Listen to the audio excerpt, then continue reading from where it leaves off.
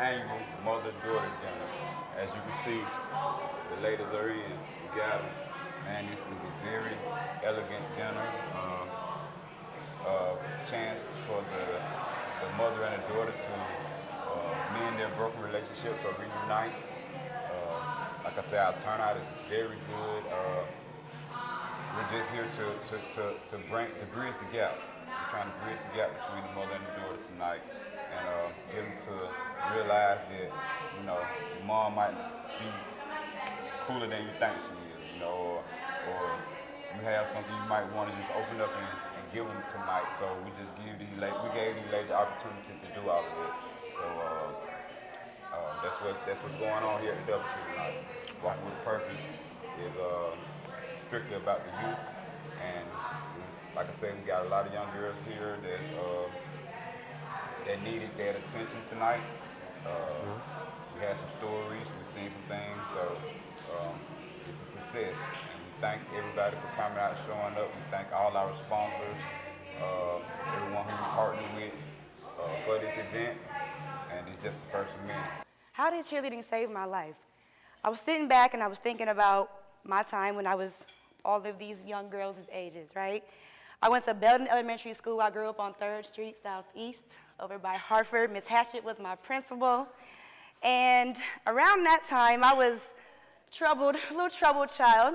I was always in Mrs. Hatchett's room, in her office, always in trouble for something, always into it for something. And if you know anything about Canton, Ohio, then you might be aware of Mr. Ken Kendall. He was head of safety and security back when I was in elementary school. And I remember sitting at a table with my parents and a few other girls, and I was on a list of expulsion. They said, Danielle Williams, baby, you giving us a run for our money. And one more incident and you're out of here. So that was my 6th grade year. My mom and dad made a decision that I was going to move out of the neighborhood that I was in, and I would go to Layman Middle School. I knew no one there. None of my friends came with me. They all went to Hartford. I knew no one there. So I decided to get involved in something to try to make friends. So I tried out for the cheerleading team. I had only cheered in my youth league for Little Browns youth cheerleading, so I gave it a shot. I wasn't expecting much, but I was determined. I was going to go and give it a shot. Well, I made the cheerleading team my 7th grade year. I went into my parent meeting, and I was told that in order to be on this team, you can't have any ISSs, you can't get suspended, no fights, no arguing. Whoa. Okay, well, that's where I came from. I came from that. I came from fighting and arguing. That's all I seen growing up in my household was fighting and arguing. That's how we communicated, was through fights and through arguments. So I went to school and I fought and I argued. So when they told me my 7th grade year that those were the stipulations for being on this team, I thought, well, I don't want to lose my spot on this team because I actually enjoy this. I actually enjoy cheerleading. I don't want to lose this spot. So I thought, then, oh, I have something to lose now. So it wasn't all rainbows and cupcakes, though.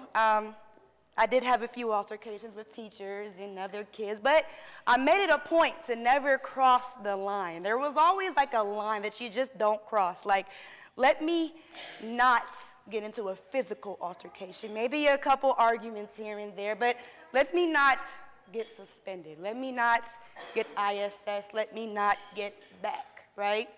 So then fast forward to McKinley. I make the freshman cheerleading team. Excited. All right, now I really have something to lose. I don't want to lose this spot as a McKinley cheerleader because growing up watching them, that's all I wanted to do is be a McKinley cheerleader. So when I became that, I really had to get my act together.